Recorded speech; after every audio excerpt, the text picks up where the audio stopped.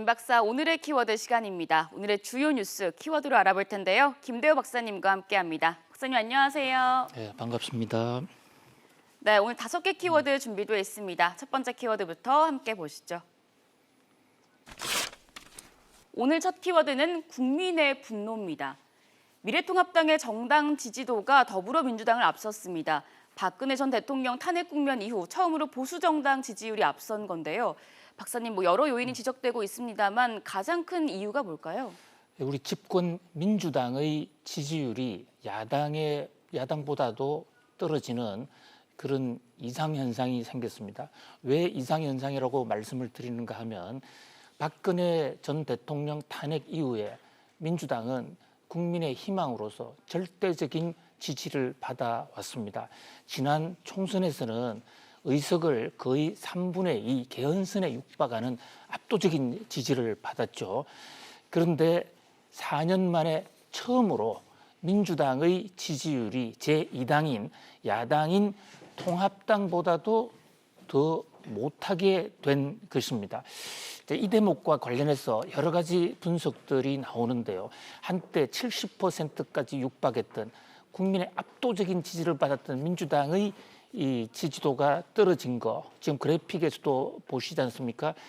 꼭 주가 차트로 본다면 데드 크레스를 연상케 하는데요. 데드 크레스라는 것은 최근의 이 단기 이동 평균이 장기 이동 평균보다 훨씬 나빠져서 앞으로 주가가 대폭락이 올 수 있다라는 그런 얘기를 합니다. 지금 나오는 것은 문재인 대통령의 국정 수행 지지도인데 대통령의 수행 지지도 역시 지금 데드 크로스를 달리고 있습니다. 예. 왜 지지도가 이렇게 집권 민주당이 떨어지고 있느냐? 한 3가지 요인을 우선 지적할 수 있을 것 같아요. 박원순 서울시장과 오거돈 부산시장의 배신이죠. 민주화의 어른으로서 중구심점으로 역할을 해주리라고 믿었던 이 두 정치 거물이 성추행으로 물러나거나 극단적인 선택을 하는 그런 사태. 그보다도 더 심각한 것은 그 성추행 사건에 대하는 민주당 의원들의 자세가 아니었던가 싶은 생각이 듭니다. 예. 고발자를 그것을 피해 호소인이라고 하는 그런 생뚱맞은 듣도 보도 못한 그런 얘기를 만들어내기도 했죠. 그런 데 대한 국민들의 그 어떤 서운한 감정이라고 그럴까요? 어떤 분노 이런 것이 축적이 된 측면이 있고요. 예. 두 번째는 이 사법개혁과 관련해서 추미애 장관의 이 독단 또 윤석열 따돌리기 이런 것들에 대한 국민들의 저항 이런 것들은 정치 얘기니까 좀 접어두고요.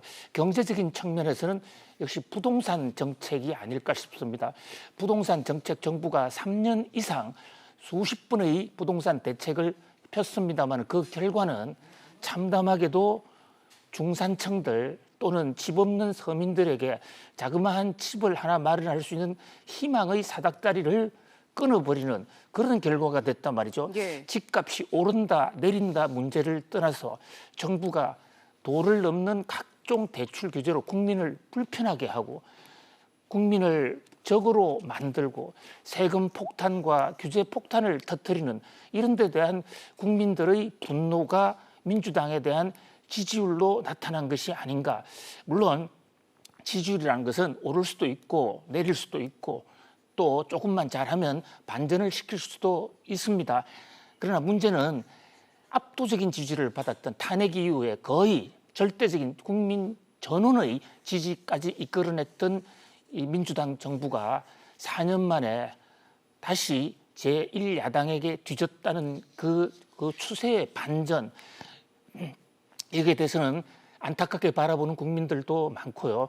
특히 우리 국민들의 어떤 촛불 정신으로 촛불 혁명으로 이루었던 어떤 희망의 구심증이 사라지는 것이 아닌가라는 그런 면에서도 참으로 안타까운, 어떻게 보면 국민의 분노라기보다는 국민의 안타까움이 아닐까라는 그런 생각을 해봅니다.